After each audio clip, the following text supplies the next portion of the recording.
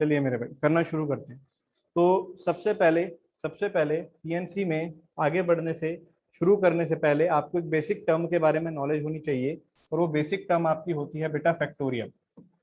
वो जो basic term होती है वो आती है आपकी फैक्टोरियल। ठीक है जी, फैक्टोरियल।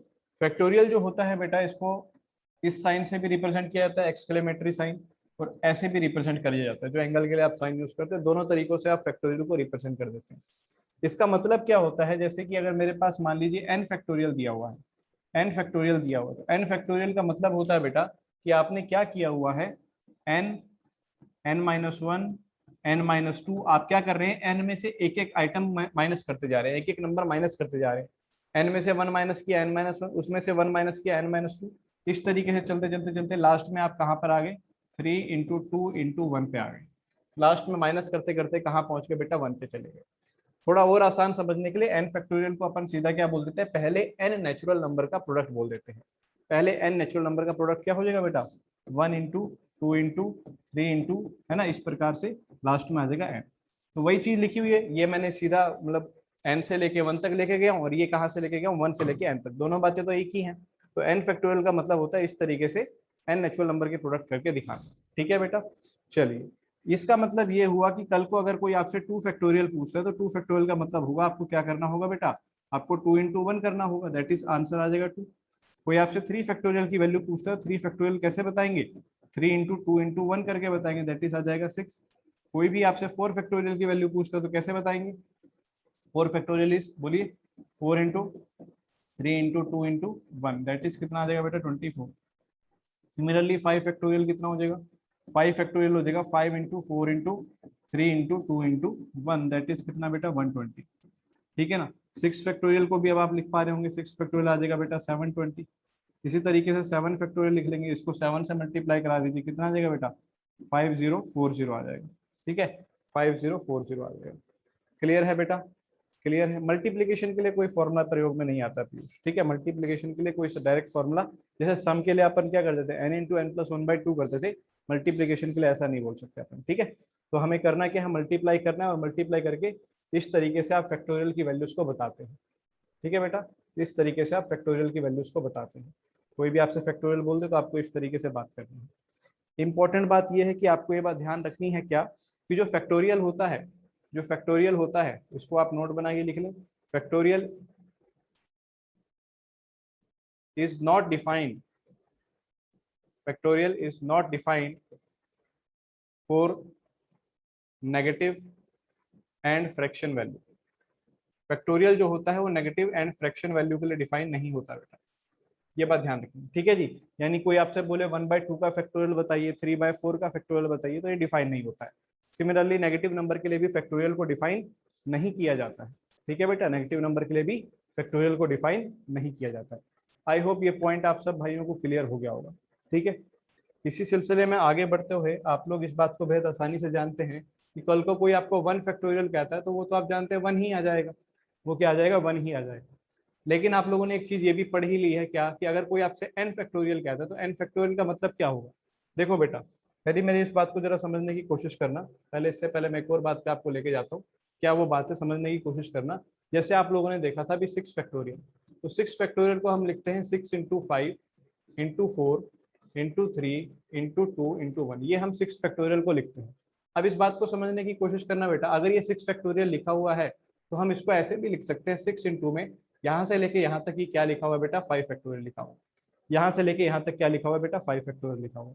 ठीक है बेटा, तो यानी कि किसी भी चीज को, जैसे n फैक्टोरियल अगर मेरे पास दे रखा है, तो उसको क्या लिखते हैं हम, n फैक्टोरियल अभी दिखाया था, n, n-1, n-2, और ये चलता जाएगा लास्ट में कहाँ तक, 1 तक चलता जाएगा। ठीक है जी, तो ये क्या लिखा हुआ है एक तरीके से, ये तो आपके पास क्या लिखा हुआ है, n को तो एज इट इज डाल दिया, लेकिन यहाँ से लेके यहाँ तक की जो चीज है, जो मल्टीप्लीकेशन चल रही है, इसे हम क्या बोल सकते हैं, इसे हम बोल सकते हैं n-1 का फैक्टोरियल, इसे हम बोल सकते हैं n-1 का फैक्टोरियल।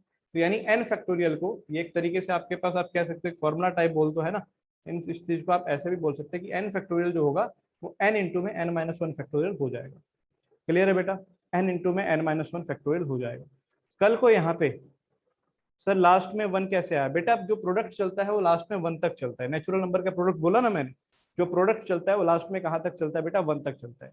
n से आप कम करते गए हो, जैसे ही कम करते जाओगे एक एक कम करते जाओगे तो लास्ट में क्या आ जाएगा, 1 आ जाएगा। ठीक है, इस तरीके से। चलो बेटा, अब यहाँ पर आप क्या कीजिए, यहाँ पर आप क्या कर दिए, आप यहाँ पे put n is equal to 1 कर दीजिए। ये जो ऊपर फॉर्मूला आया है इसमें n की जगह पर आप क्या पुट कर दीजिए, 1 पुट कर दीजिए। n की जगह पे जैसे ही 1 पुट करेंगे, यहाँ 1 पुट करेंगे तो क्या आएगा, 1 factorial is equal to n की जगह 1 पुट किया तो 1 आ गया। यहाँ 1 पुट हो गया, 1 माइनस 1 कितना आ गया बेटा, 0 फैक्टोरियल आ गया। 1 फैक्टोरियल की वैल्यू तो 1 होती ही है, हमें पता है।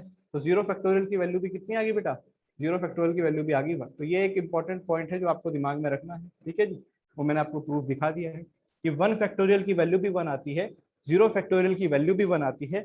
0 फैक्टोरियल को कोई भी बच्चा ये ना समझे कि इसका ये मतलब है कि सर मल्टीप्लाई करते लास्ट में 0 आएगा और 0 हो जाएगा, ऐसा नहीं होता बेटा। 0 फैक्टोरियल का मतलब ये नहीं होता है। मल्टीप्लाई करके सबसे लास्ट में जो नंबर आता है वो 1 ही आता है, इसके आगे हम नहीं जाते हैं। और 0 फैक्टोरियल की 1 वैल्यू 1 होती है, वो मैंने आपको बता दिया। ठीक है, और क्यों होती है वो अभी थोड़ी देर बाद में मैं आपको इसका थोड़ा सा और अच्छा अप्रोच भी बताने वाला हूँ। ठीक है, कि ऐसा क्यों होता है। ठीक है, पर फॉर्मूला वाइज तो मैंने दिखा ही दिया है। तो क्या यहाँ तक की सभी बातें आप सबको क्लियर है, जल्दी से बताइए। हाँ जी बेटा।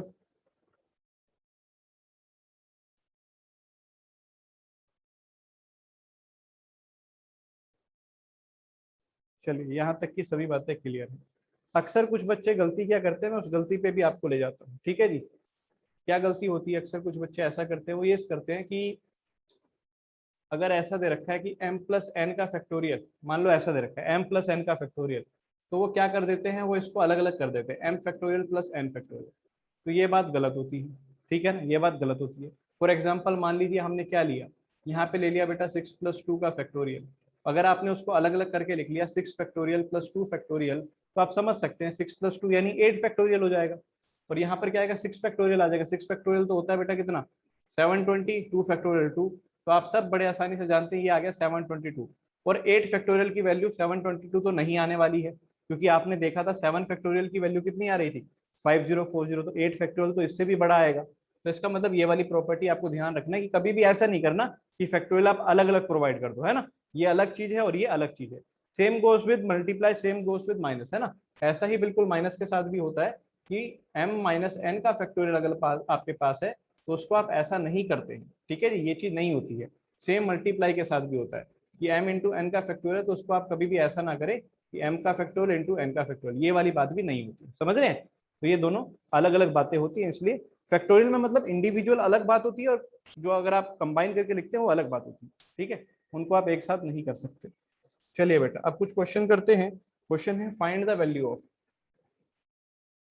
आपको सॉल्व करना है। Find the value of, value निकालनी है बेटा, आपको निकालनी है वैल्यू। ठीक है, वैल्यू निकालनी है। क्या है क्वेश्चन, देखिए पहला part, find the value of 8 factorial divide bye 2 factorial. ठीक है जी, चलिए बेटा आप सब आंसर बताएंगे क्या आएगा। 6 फैक्टोरियल करते हैं, चलो 2 ही रख लो। डिवाइड के साथ भी सेम ही बात होगी दिव्यम।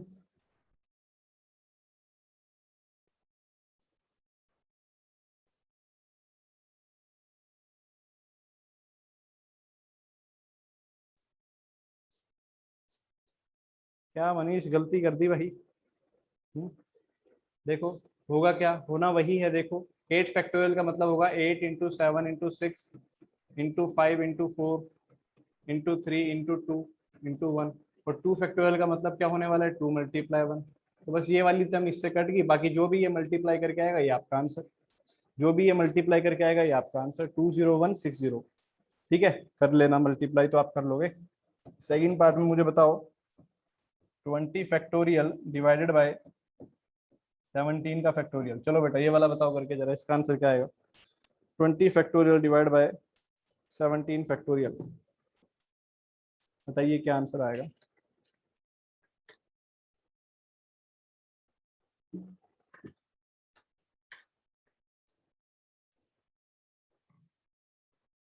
देखें बेटा, देखो बेटा 20 फैक्टोरियल का मतलब क्या होने वाला है कि सर इसका मतलब होगा 20, 19, 18, तो यहाँ 17 फैक्टोरियल लिख लो। आगे पूरा 1 तक ले जाने की क्या जरूरत है, 17 तक रख लो।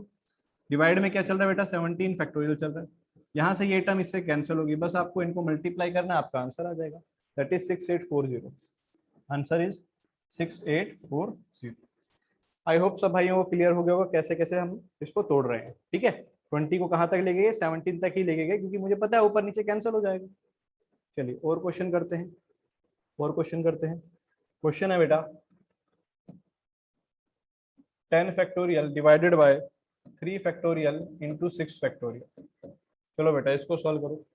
10 factorial divided bye 3 factorial into 6 factorial.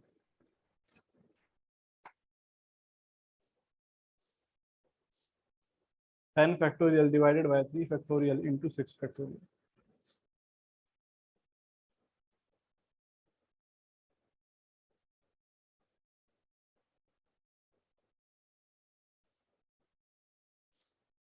भेजो बेटा सभी बच्चे आंसर भेजो। कैसे कैसे तोड़ेंगे, सबसे पहले 10 फैक्टोरियल को आपने लिखना शुरू किया, कैसे लिखोगे? 10 into 9 into 8 into 7 into 6 factorial तक ले जाओ, क्योंकि मुझे दिख रहा है नीचे 6 फैक्टोरियल है, ऊपर क्या आ गया यहाँ पे 3 फैक्टोरियल इंटू में 6 फैक्टोरियल आ गया। ठीक है बेटा, यहाँ से 6 फैक्टोरियल से इसको काट दिया। अब 3 फैक्टोरियल की वैल्यू कितनी होती है? 6 होती है। 3 इंटू 2 इंटू 1 6 होती है ना। तो आप 6 जो यहाँ पर वैल्यू है 6 को आप किस किस से काट सकते हो? यहाँ से काट दिया 3 पे, 3 2 6 हो जाएगा, 3 3 9 हो जाएगा। फिर 2 से आपने इसको काट दिया, किसको? इसको काट दो 4 पे, तो कितना आ जाएगा? 4 3 12, 12 7 84 एंड 84 इंटू 10 हो जाएगा बेटा 840। तो योर आंसर इज 840। क्लियर है भाई? Answer is 840।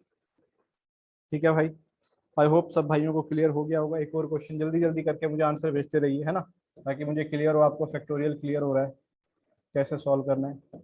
9 फैक्टोरियल इंटू में 2 फैक्टोरियल। चलो बेटा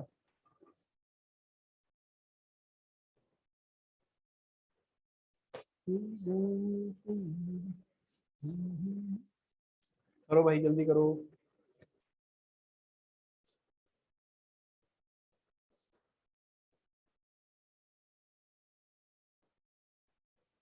चलो बेटा करते हैं। तो आप जानते हैं ऊपर जो 12 फैक्टोरियल है इसको लिखना शुरू करेंगे। 12 इंटू 11 इंटू 10 इंटू 9 फैक्टोरियल तक ले आएंगे, क्योंकि नीचे 9 फैक्टोरियल मुझे नजर आ रहा है। 9 फैक्टोरियल और 2 फैक्टोरियल की वैल्यू तो 2 ही होती है। इससे तो ये कट गया, 2 से आपने किसको काट दिया? इसको काट दिया। 66 इंटू 10 हो जाएगा बेटा कितना? 660। As simple as that, 660। ठीक है, तो आई होप कुछ बच्चे अभी भी गलती कर रहे हैं भाई, देख लो कहाँ गलती हो रही है। ठीक है, करेक्शन कर लो, ऐसा ना हो कि बार बार यही गलती आप रिपीट करते रहें।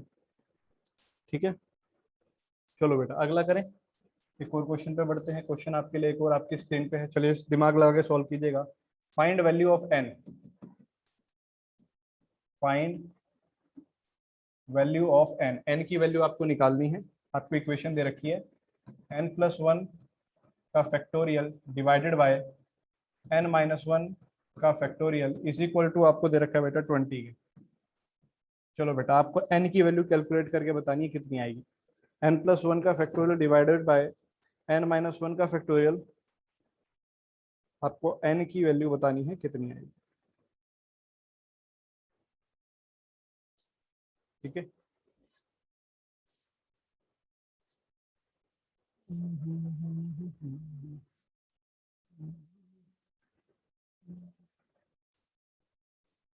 चलिए बेटा करें। तो सबसे पहले तो क्या करेंगे इस क्वेश्चन में? हाँ जी, सबसे पहले क्या करें इस क्वेश्चन में? सबसे पहले तो सर एक काम कीजिए, ऊपर नीचे कुछ कैंसिल करने का सोचिए। देखो n+1 का फैक्टोरियल है, उसको तोड़ के लिखा हमने n+1। फिर क्या आएगा बेटा? एक कम कर दो इसमें से, n+1 में से एक कम करोगे तो आएगा n। फिर एक कम कर दो इसमें से, कितना आएगा? n-1, और यहीं पे आगे रोक दो, क्योंकि मुझे पता है नीचे भी क्या लिखा हुआ है, n-1 का फैक्टोरियल लिखा हुआ है ना। अगर नीचे कुछ और होता तो मैं आगे चल के और रोकता, जहां पे मेरा मन करेगा वहां आके मैं रोक दूंगा, फैक्टोरियल का साइन लगा दूंगा। इज इक्वल टू क्या दिया हुआ बेटा? 20। तो आप जानते हैं इससे तो ये वाली टर्म कैंसिल होगी पूरी की पूरी, n-1 फैक्टोरियल से। कितना आ गया बेटा? n इंटू में n+1 इज इक्वल टू आ गया बेटा 20।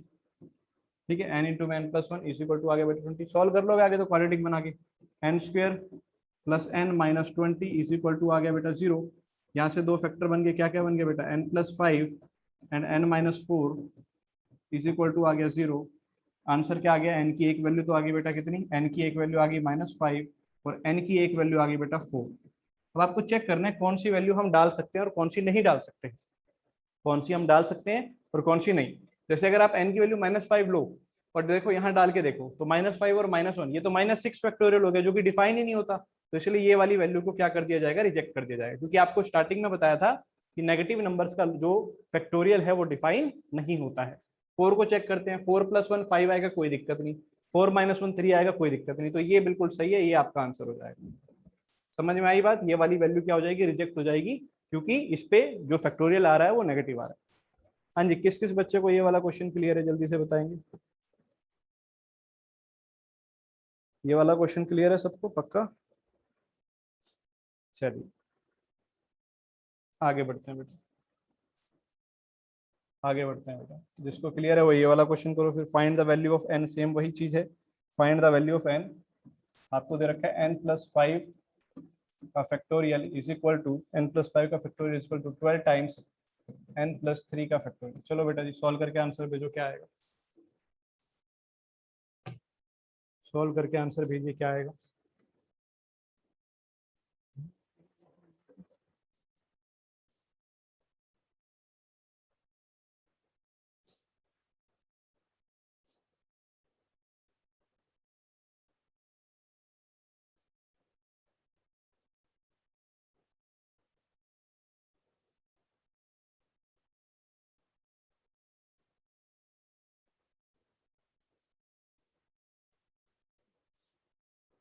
चलिए बेटा जी सॉल्व करते हैं। n+5 का फैक्टोरियल इंटू में 12 इंटू में n+3 का फैक्टोरियल। चलिए बेटा सबसे पहले तो क्या किया हमने, देखा यहाँ n+5 है तो इसी को तोड़ के छोटा कर सकते हैं। ये भी सोचना जरूरी है, ये n+5 है वो n+3 है, तो किसे छोटा किया जा सकता है, इसको।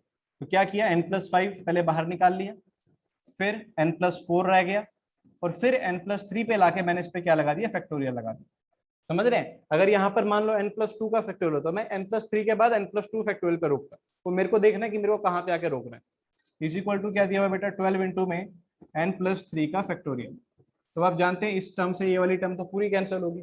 ये क्या आ गया बेटा, n+5 n+4 is equal to 12। Solve करो बेटा, कितना आएगा, n², 5n और 4n हो जाएगा बेटा 9n, 5 4 जा हो जाएगा 20, और इज इक्वल टू दिया हुआ था बेटा 12। 12 को इधर ले आइए तो ये हो जाएगा 9² प्लस nn, है ना। 9n कितना हो जाएगा, प्लस का हो जाएगा बेटा 8 इक्वल टू 0। दो फैक्टर बन जाएंगे भाई, कौन कौन से बन जाएंगे, n+1 and n+8 is equal to 0। यहाँ से दो वैल्यू आ रही है बेटा, n की एक वैल्यू आ रही है -1 और एक वैल्यू आ रही है -8। डाल के देख लो बेटा, -8 पे तो रिजेक्ट हो रहा है, क्योंकि -8 + 5 नेगेटिव आ जाएगा। तो ये वाला आंसर तो पहले ही आपका क्या हो गया बेटा, रिजेक्ट हो गया। This one answer is reject, क्योंकि नेगेटिव का फैक्टोरियल डिफाइन नहीं होता है। अगर n की वैल्यू -1 डालू तो -1 + 5 कितना हो जाएगा, 4 फैक्टोरियल तो ठीक है। -1 यहाँ डालू, -1 + 3 2 फैक्टोरियल, वो भी ठीक है। तो बिल्कुल आपका ये वाला आंसर बिल्कुल सही है। समझ रहे हो? एन की वैल्यू डालने के बाद जो फैक्टोरियल आएगा वो आपको देखना है। ऐसा नहीं करना कि दोनों वैल्यू नेगेटिव दिखी और सर कर दिया कैंसिल, दोनों ही आंसर नहीं, ऐसा नहीं बेटा। -1 डालने के बाद फैक्टोरियल, आपको तो फैक्टोरियल चेक करना है, क्या ये चीज डिफाइन है कि नहीं है, ये चेक करना है आपको। ठीक है ना, एन की वैल्यू पे मत जाना, एन की वैल्यू वापस डाल के देखना है क्या उस पर फैक्टोरियल आ रहा है या फिर नहीं आ रहा है। हाँ जी बेटा, किस किस को ये वाला क्वेश्चन क्लियर हो गया, जल्दी से बताएंगे।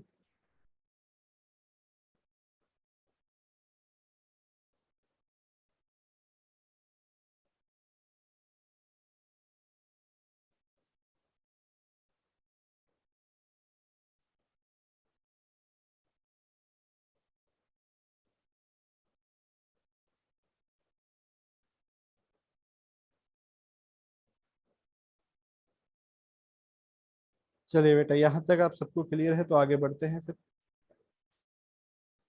आगे बढ़ते हैं फिर नेक्स्ट। चलिए एक रिजल्ट है बेटा, उसके लिए लिख लीजिए, है ना।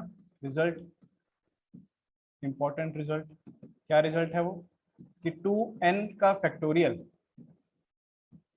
2n का फैक्टोरियल, ठीक है जी, ये बराबर आता है, ये बराबर आता है 2 की power n into n factorial into 1 into 3 into 5 into up to 2n-1, up to 2n-1। देखेंगे बेटा इस रिजल्ट को याद करने के लिए थोड़ा सा दिमाग लगाएं। ये इवन नंबर लिखा हुआ है 2n, है ना, उसका जो फैक्टोरियल होगा वो बराबर होगा 2 की power n into n factorial, और ये ऑड नंबर्स का प्रोडक्ट लिखा हुआ है।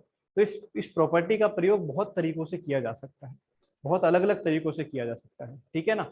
क्या क्या तरीके हो सकते हैं, मान लीजिए वो आपसे सिंपल यही कह दे कि आप पहले 10 ऑड नंबर्स का प्रोडक्ट निकालिए, पहले 10 ऑड नंबर्स का, यानी आपको कहां तक चलना है, 1 3 5 7, है ना, इस तरीके से जो पहले 10 होंगे, यानी n की जगह पे आपको क्या डालना है, 10 डालना है। तो n की जगह अगर 10 डाल दिया जाए तो यहाँ क्या आएगा 10 इंटू 2, समझ रहे हो, 10 इंटू 20 फैक्टोरियल, 2 की पावर 10 नीचे 10 फैक्टोरियल, यानी पूरे क्वेश्चन में n की जगह 10 डाला जा सकता है। तो ये प्रॉपर्टी कहाँ यूज की जा सकती है आपके अकॉर्डिंगली, वैसे तो ये यूज होती है बहुत एक्सटेंसिवली, 11th 12th में यूज किया जाता है ना इसको बाइनोमियल चैप्टर में, पर आपके अकॉर्डिंगली ये कहाँ यूज की जा सकती है, वो ये यूज कर सकते हैं क्या कि अगर आपको ऑड नंबर्स का, क्योंकि ये क्या लिखे हुए हैं ऑड नंबर लिखे हुए हैं ये सारे, आपको अगर ऑड नंबर्स का प्रोडक्ट निकालना है तो उसमें ये प्रॉपर्टी का प्रयोग किया जा सकता है, because these are product of odd number. इन दोनों आइटम को अपन नीचे ले जा सकते हैं। देखो इसका प्रूफ देखते हैं बेटा, प्रूफ करके देखते हैं। चलो सबसे पहले 2n फैक्टोरियल का मतलब आप सबको क्लियर होना चाहिए कि सर 2n फैक्टोरियल का मतलब होगा कि क्या होगा 1 इंटू 2 इंटू बोलो 3 इंटू कहाँ तक चलेगा बेटा, ये लास्ट में 2n माइनस 1 इंटू 2n तक चलेगा, समझ रहे हो भाई। जैसे n फैक्टोरियल का मतलब होता था, जैसे n फैक्टोरियल का मतलब होता था पहले n नेचुरल नंबर का प्रोडक्ट, ऐसे ही 2n फैक्टोरियल का मतलब होगा पहले 2n नेचुरल नंबर का प्रोडक्ट, ठीक है ना, एज सिंपल एज दैट। अब इसमें से क्या करो, देखो जो ऑड वाले हैं, जो आपके क्या है बेटा ऑड वाले हैं, उनको आप अलग कर लो, जैसे ये 1 ये 3 है ना, लास्ट में ये भी ऑड आएगा, इवन से एक पहले ऑड आएगा, तो इन सबको तो आप अलग कर लो।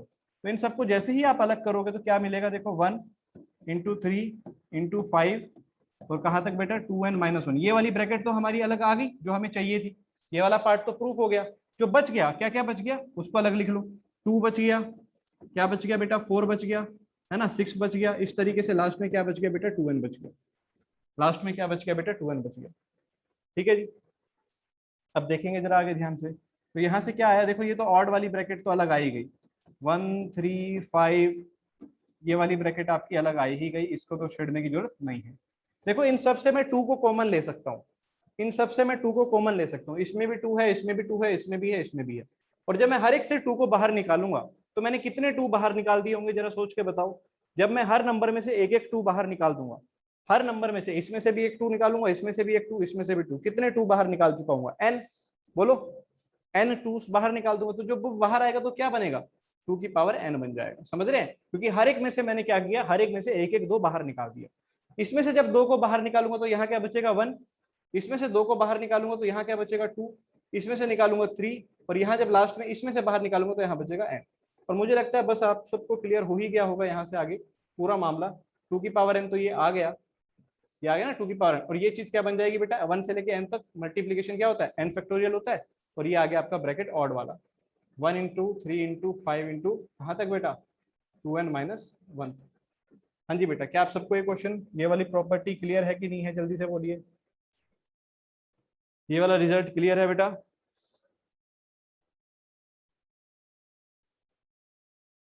ठीक है, कौन सी लाइन समझ नहीं आई बेटा नकुल वो बताओ, ये पहली दूसरी तीसरी चौथी पांचवी किस स्टेप पे आपको दिक्कत आई वो बताओ।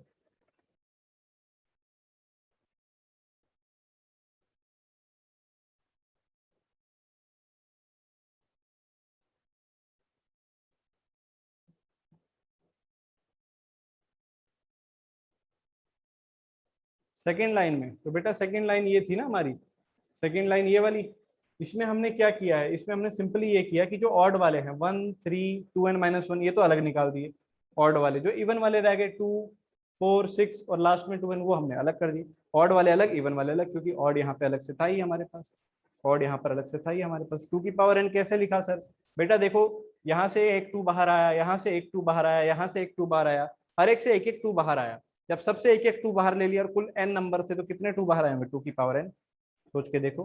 अगर बीच में प्लस का निशान होता तो सिर्फ एक 2 बाहर आता, ये भी समझने वाली बात है, अगर बीच में यहाँ प्लस का निशान होता तो सिर्फ 2 बाहर आता, लेकिन मल्टीप्लाई है, मल्टीप्लाई माने हर एक से एक एक 2 बाहर आया, ठीक है, क्लियर भाई।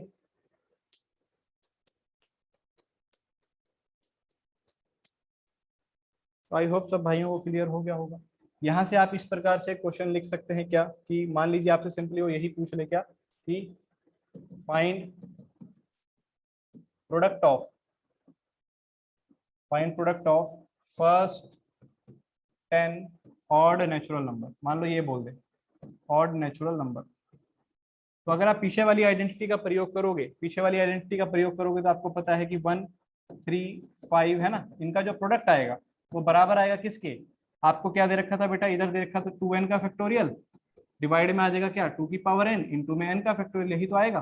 तो इस चीज को आप कैसे लिख सकते हो, n की जगह पे क्या डाल दिया, 10, 10 डाल दोगे तो कितना आएगा ये 20 का फैक्टोरियल डिवाइड बाय 2 की पावर 10, यानी कि 1024 इंटू में 10 फैक्टोरियल। बस इसको आगे आप थोड़ा बहुत सॉल्व कर लो, या फिर आप वैसे भी सीधा प्रोडक्ट भी कर ही सकते हो, है ना, वो भी जो तेजी से हो जाए उसका यूज कर सकते हो आप, है ना।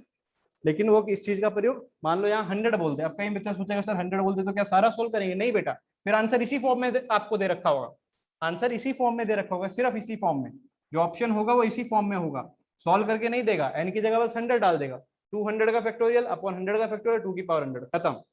समझ रहे हो तो कैसे यूज होगा इसका। हाँ जी, क्लियर है बेटा, जल्दी से बोलिए, सभी भाइयों को क्लियर है।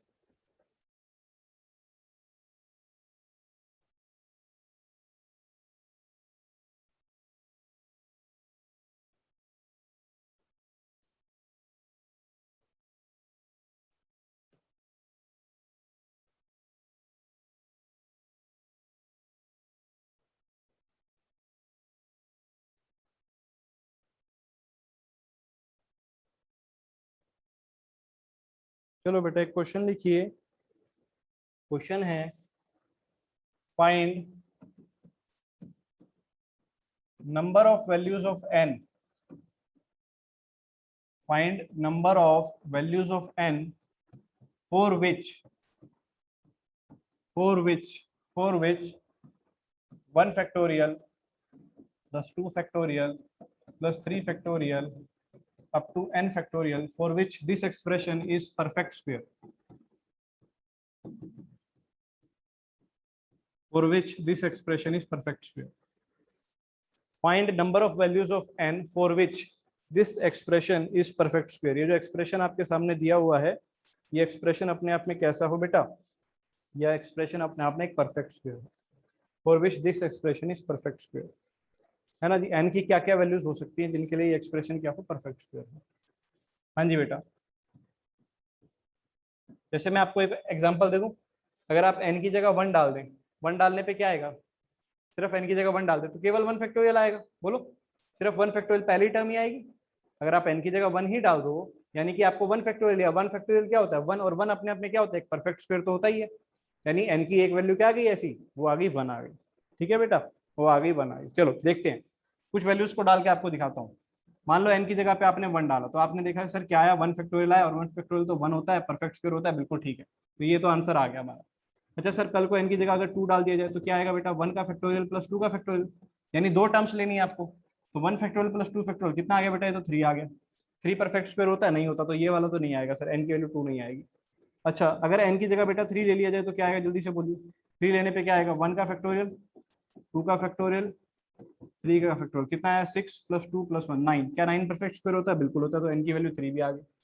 कोई दिक्कत तो नहीं आता बेटा, बोलो, एन की वैल्यू 3 भी आ गई। अच्छा, अगर एन इज इक्वल टू बेटा मैं क्या ले लूँ, 4 ले लूँ, एन इज इक्वल टू 4 लेने पे क्या आएगा, बोलो, 1 का फैक्टोरियल, 2 का फैक्टोरियल, 3 का फैक्टोरियल प्लस 4 का फैक्टोरियल, ये आ जाएगा कि नहीं आ जाएगा, 1 प्लस 2 प्लस 3 प्लस 4 कितना आता है बेटा, जल्दी बोलो, 24 प्लस 6 30, 33 आ गया बेटा, 33 आ गया। क्या परफेक्ट स्क्वायर होता है, आप कहोगे नहीं सर ये भी परफेक्ट स्क्वायर नहीं होता है। क्लियर है, ऐसी एक वैल्यू बस और लेके दिखाता हूँ आपको, उसके बाद आपको मामला क्लियर हो जाएगा। जैसे एन की जगह बेटा 5 ले लिया जाए तो क्या आएगा, 1 का फैक्टोरियल, 2 का फैक्टोरियल, 3 का फैक्टोरियल, 4 का फैक्टोरियल और 5 का फैक्टोरियल।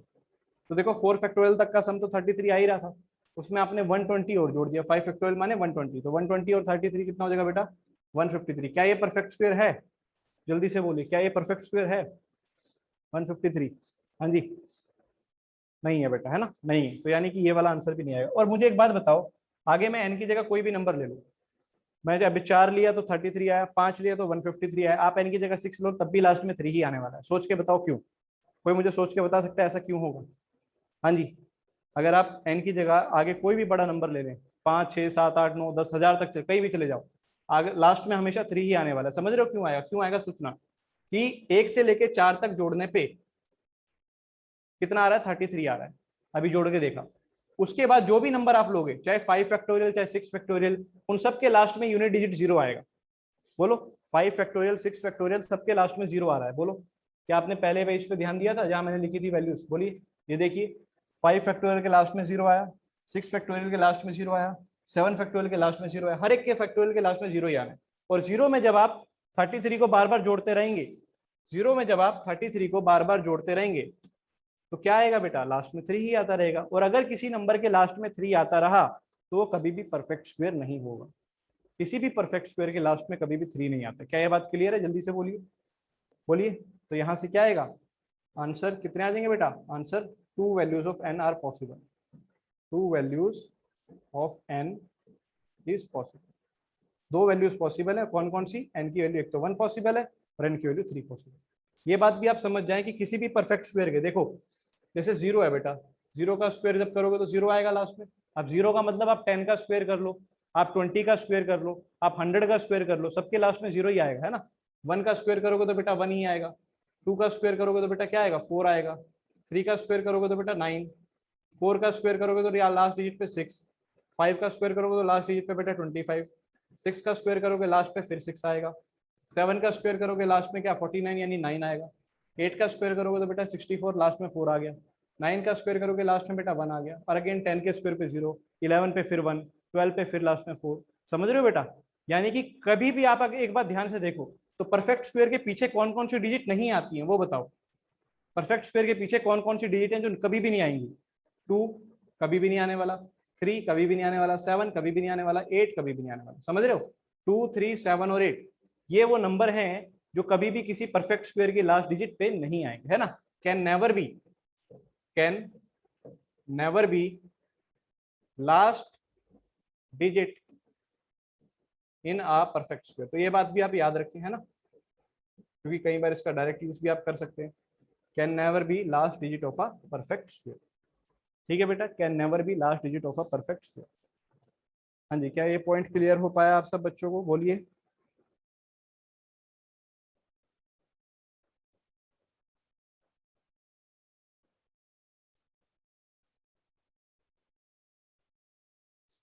चलिए,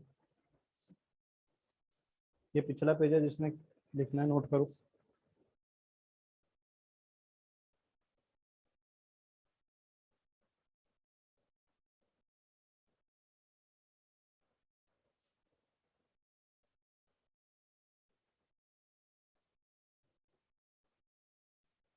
ठीक है बेटा, तो आई होप फैक्टोरियल के बारे में काफी चीजें अब आपको क्लियर हो गई होंगी। ठीक है जी, फैक्टोरियल के बारे में अब आपको काफी सारी चीजें ऐसी होंगी जो क्लियर हो गई होंगी। ठीक है बेटा, आगे बढ़े।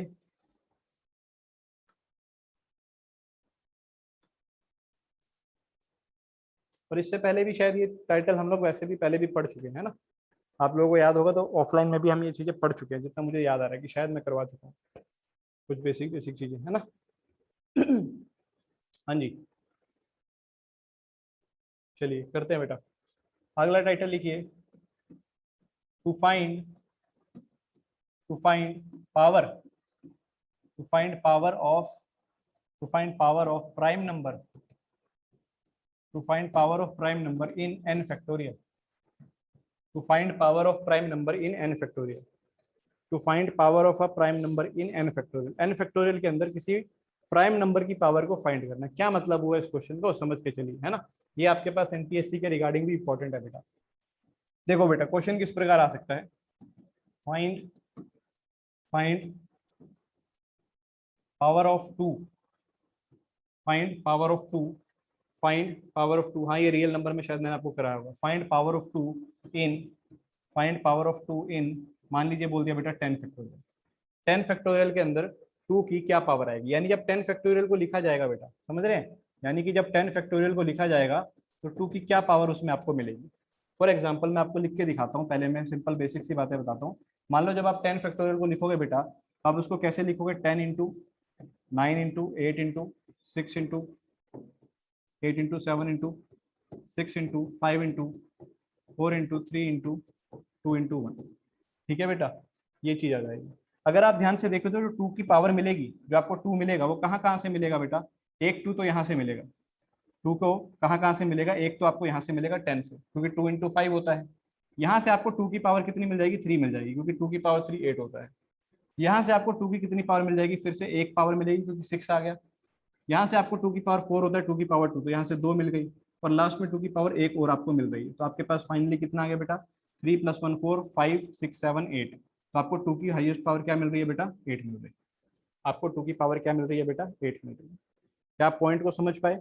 हाँ जी, क्या आप पॉइंट को समझ पाए बेटा कि कहानी क्या कहना चाह रहा है वो आपसे, कहानी क्या कहना चाह रहा है वो आपसे?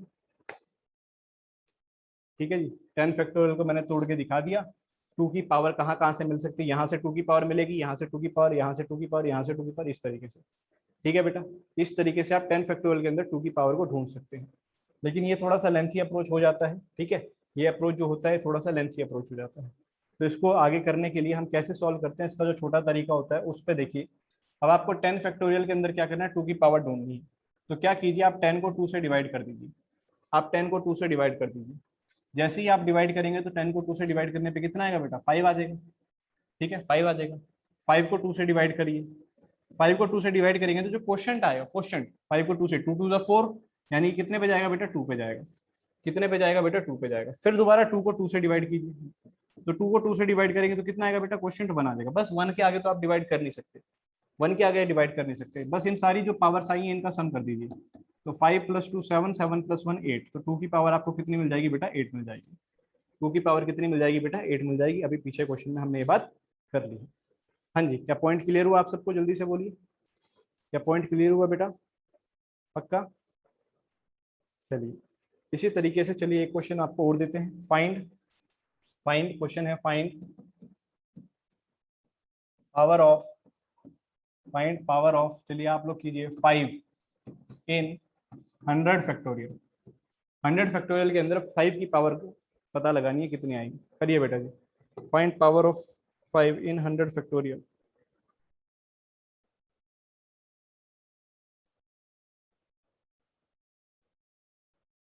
करो बेटा सारे बच्चे।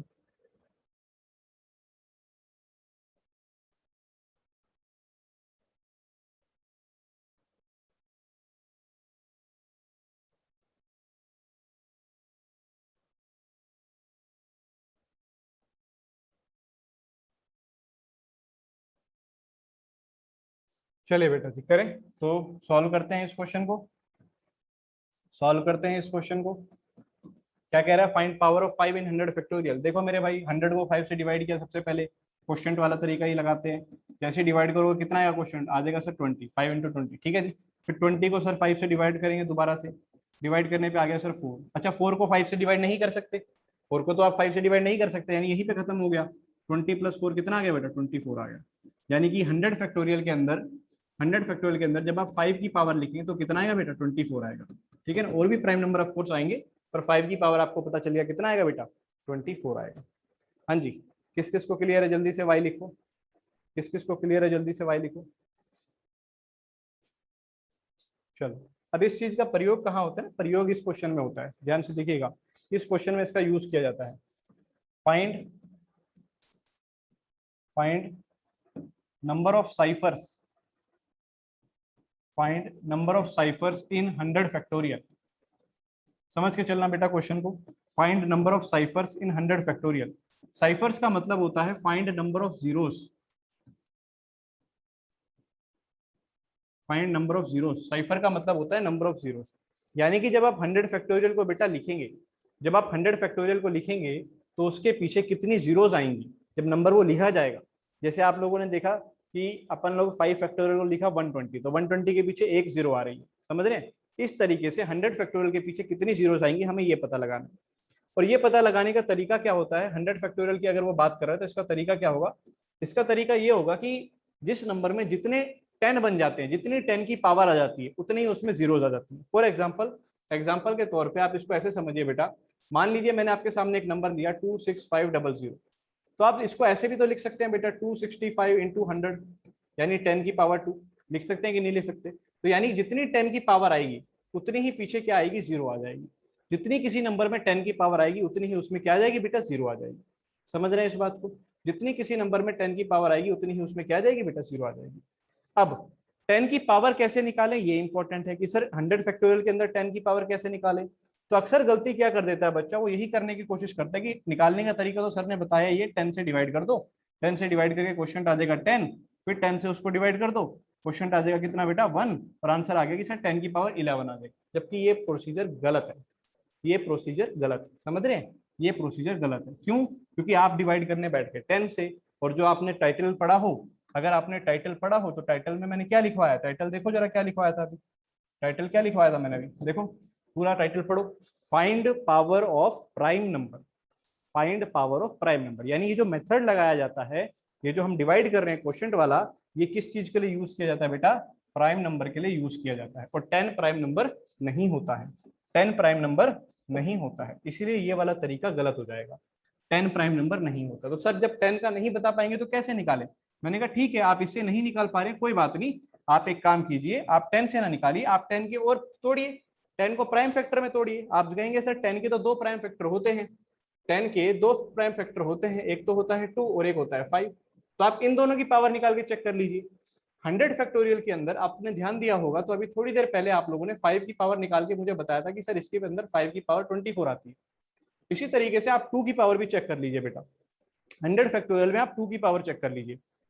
हाँ जी बेटा, 100 फैक्टोरियल में आप 2 की पावर चेक कीजिए, सभी बच्चे चेक करें, क्या करेंगे, कैसे करोगे बोलो? 100 को 2 से डिवाइड करोगे, कितना आ गया 50, फिर 50 को 2 से करोगे 25, 25 को 2 से करोगे तो 12, 12 को 2 से करोगे 6, 6 को 2 से करोगे 3, 3 को 2 से करोगे 1, इन सबको जोड़ दीजिए, कितना आ गया 5 2 7, 7 एंड 6 13, 13 एंड 3 16 एंड 1 17 का 7, 1 ऊपर 5 1 6 2 7 और 1 8, कितना आ गया? ये कहीं गलती कर दी क्या?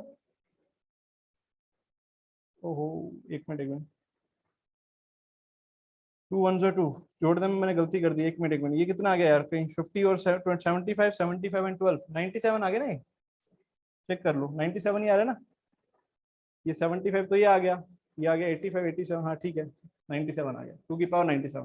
तो आपने देखा क्या बेटा, 5 की पावर 24 आ गया और 2 की पावर 97। अब मुझे ये बताओ, अगर किसी नंबर के पास 5 की पावर 24 और 2 की पावर 97, तो वो 10 कितने क्रिएट कर सकता है?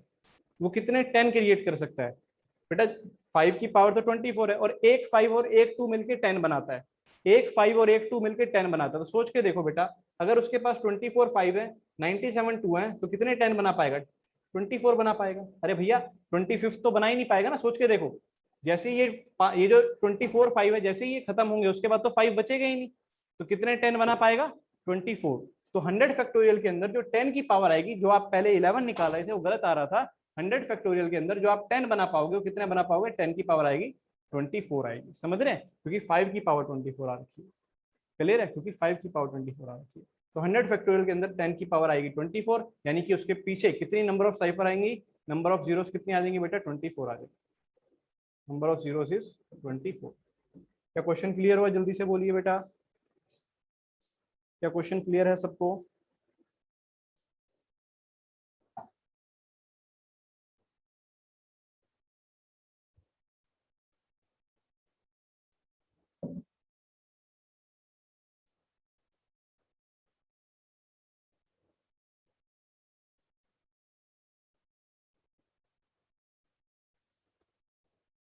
ठीक है बेटा, इसी कंसेप्ट को आगे बढ़ाते हैं। चलिए आपको एक क्वेश्चन देते हैं, क्वेश्चन है find find power of 12 in 70 factorial. 70 factorial के अंदर आपको बताना है 12 की क्या पावर आएगी। चलो बेटा जी, सब बच्चे ट्राई करो। 70 फैक्टोरियल के अंदर आपको बताना है 12 की क्या पावर आएगी।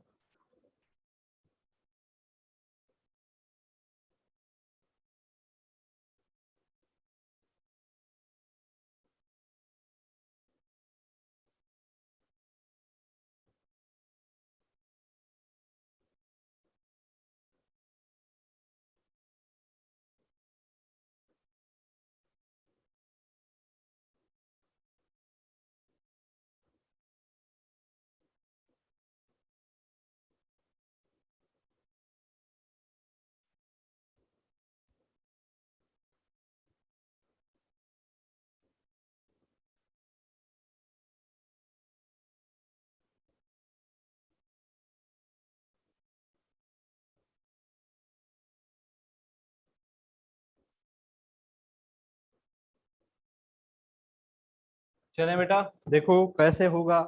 अगेन ऐसा मत करना कि 12 से डिवाइड करने बैठ जाओ, 12 प्राइम नंबर नहीं है।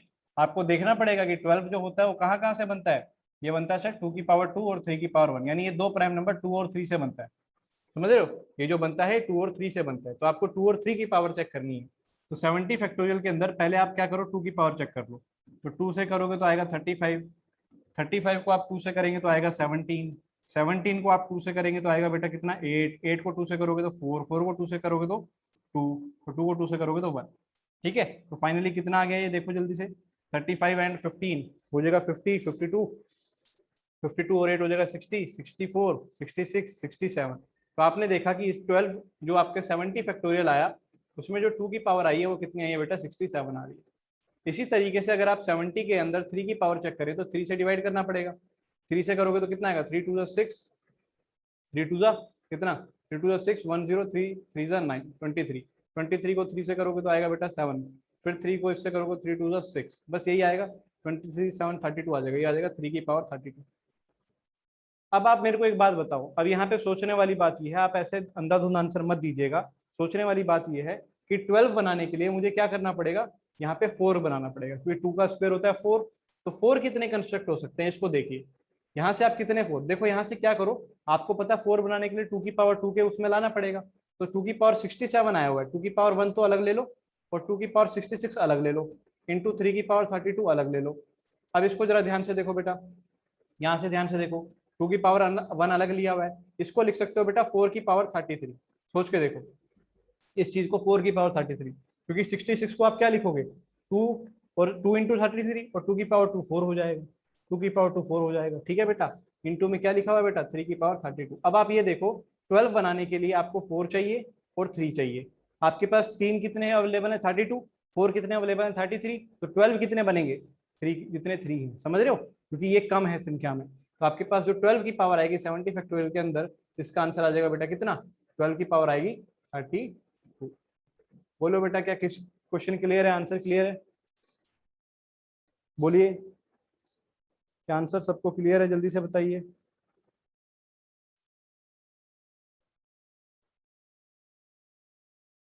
पक्का,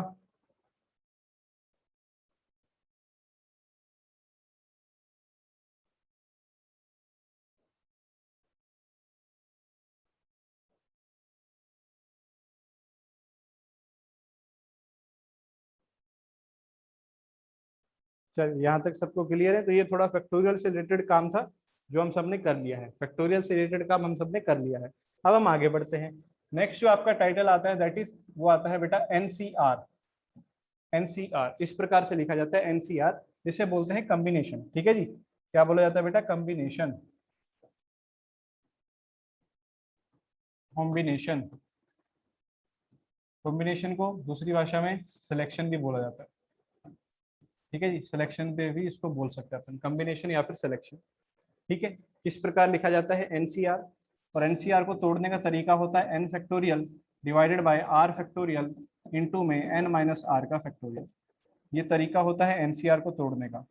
इसका मतलब क्या हुआ सर, इसका मतलब ये हुआ बेटा कि कल को अगर आपको कहीं पे भी इस तरीके से दिख जाए, क्या मान लो दिया हो 5C3, तो इसका मतलब होने वाला है एन की जगह आप 5 डालेंगे, आर की जगह 3 डालेंगे। डाल दो जरा फॉर्मूला में, आ जाएगा बेटा 5 का फैक्टोरियल, आर की जगह 3 डाला 3 का फैक्टोरियल, यहाँ एन की जगह 5, आर की जगह 3, 5 माइनस 3 हो जाएगा 2, यानी 2 का फैक्टोरियल। और इसको सॉल्व करना भी हमने शुरू में सीखा ही था कि कैसे सॉल्व किया जाता है। ठीक है ना, इसको सॉल्व करना हमने शुरू में सीखा ही था कि कैसे इस चीज को सॉल्व किया जाता है, ये हम कर चुके हैं बात। ठीक है, तो एनसीआर इस प्रकार से रिप्रेजेंट होता है। कई कई बुक्स में बेटा एनसीआर को ऐसे भी रिप्रेजेंट कर देता है। ठीक है, ऐसे इस तरीके से दो ब्रैकेट लगा दी, एन और आर लगा दिया। कई कई बुक में बेटा इसको ऐसे भी रिप्रेजेंट कर देता है, ए डाल देता है, यहाँ पे एन यहाँ पे आर, इस तरीके से भी है ना। तो कभी भी वो यूज करेगा तो बता तो देगा ही आपको, है ना, कि एनसीआर दे रखा है। ऐसे भी बोल सकते हैं, ऐसे भी मोस्टली ऐसे यूज किया जाता है एनसीआर। ठीक है बेटा, क्लियर है, जल्दी से बोलिए। तो ये जो एनसीआर आपने लिखा यहाँ पे, ये जो एनसीआर आपने लिखा, इस कुछ बातें आपको यहाँ पे नोट करनी होंगी। कब कब, जैसे आपने फैक्टोरियल को डिफाइन किया था, आपने फैक्टोरियल को कैसे डिफाइन किया था कि फैक्टोरियल कभी भी नेगेटिव और फ्रैक्शन वैल्यूज के लिए नहीं आता है। इसी तरीके से एनसीआर जो होता है, जिसको आप लिखते हैं क्या बेटा, N factorial upon R factorial into में एन माइनस आर का फैक्टोरियल। इसको डिफाइन करने के लिए भी आपको क्या क्या चीजें ध्यान में रखनी है, उसको आप देख के चलिए। सबसे पहली बात तो आपको जो दिमाग में रखनी है, सबसे पहली बात तो जो आपको दिमाग में रखनी है वो ये है क्या, कि जो एन होगा, जो एन होगा और जो आर होगा, इन दोनों में आपको एक रिलेशन ध्यान रखना है कि एन जो होगा वो हमेशा ग्रेटर देन इक्वल टू होगा आर। सबसे पहली बात तो ये ध्यान रखनी है। एन जो होगा वो आर से बड़ा होगा या उसके बराबर भी हो सकता है, यानी कि यहाँ पर कभी भी ऐसा नहीं होगा कि एन आर से छोटा हो जाए। सबसे पहली बात तो एन आर से छोटा नहीं हो सकता, और वो बहुत अंडरस्टूड सी बात है। देखो बेटा, अगर एन आर से छोटा हो गया तो ये नेगेटिव हो जाएगा, और फैक्टोरियल नेगेटिव का डिफाइन नहीं होता है। ये वाली क्वांटिटी नेगेटिव हो जाएगी ना, और नेगेटिव का फैक्टोरियल डिफाइन नहीं होता है। क्या ये बात क्लियर है? जल्दी से बोलिए। हाँ जी, क्या ये बात क्लियर है? बोलिए भाई।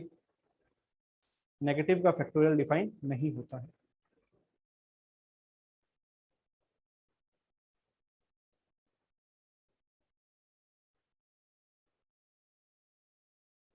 ठीक है, तो सबसे पहले तो आपको ये बात का ध्यान रखना है कि एन जो रहेगा बेटा वो क्या रहेगा आपका, greater than equal to R चलेगा। ठीक है, पहली कंडीशन। उसके बाद फिर अगली कंडीशन क्या रहती है आपकी, हाँ एन अगर आर के बराबर हो जाए तो हो सकता है, वन वैल्यू आ जाएगी, है ना। हाँ जी, उसके बाद अगली जो कंडीशन आती है, एन जो रहता है, एन इज क्या होता है बेटा यहाँ पे, नेचुरल नंबर। याद रखेंगे एन क्या यूज किया जाता है यहाँ पे, नेचुरल नंबर। और आर जो होता है, आर होता है, R is whole number. R is whole number, यानी कि सर इसका ये मतलब हुआ, इसका ये मतलब हुआ कि जो आर होता है, जो आर होता है वो आपका जीरो भी हो सकता है। बिल्कुल, आर की वैल्यू जीरो हो सकती है, उसमें कोई दिक्कत नहीं है। आर की वैल्यू जीरो हो सकती है, लेकिन एन की वैल्यू कभी भी जीरो नहीं होगी, समझ रहे हैं? एन की वैल्यू कभी भी जीरो नहीं होगी, इस बात का आपको ध्यान रखना है। एन जो होगा वो आपका नेचुरल नंबर होगा, और आर जो होगा वो बेटा आपका क्या होगा बेटा, होल नंबर होगा। ठीक है, आर जो होगा वो आपका क्या रहेगा, होल नंबर। क्या ये पॉइंट सबको क्लियर है? बोलिए।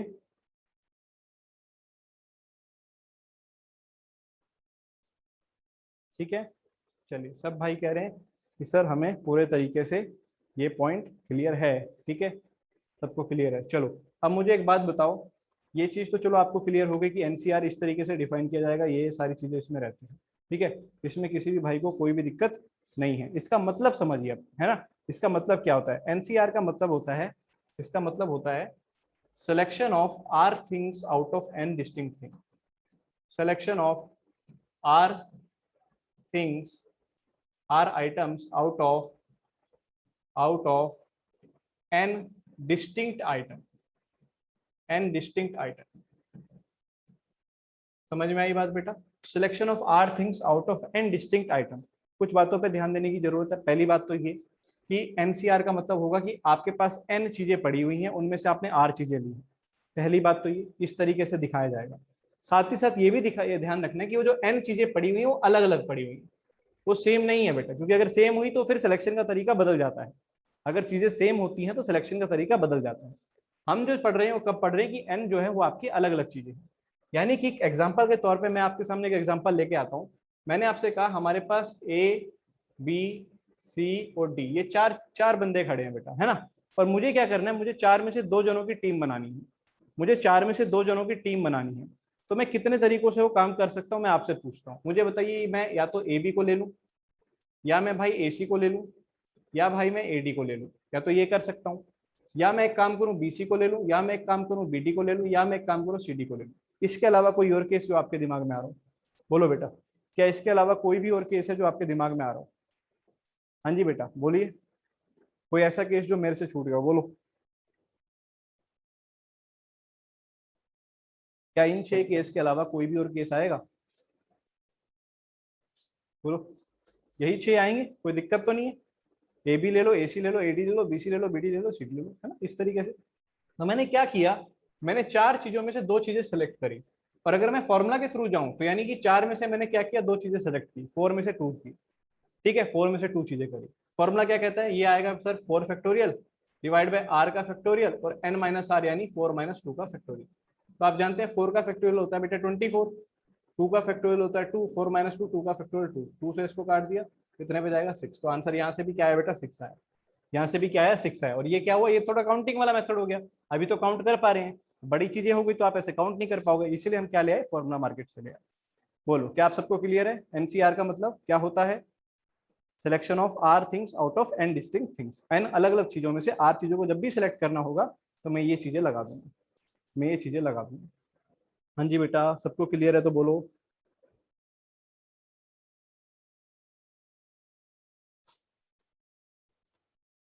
पक्का?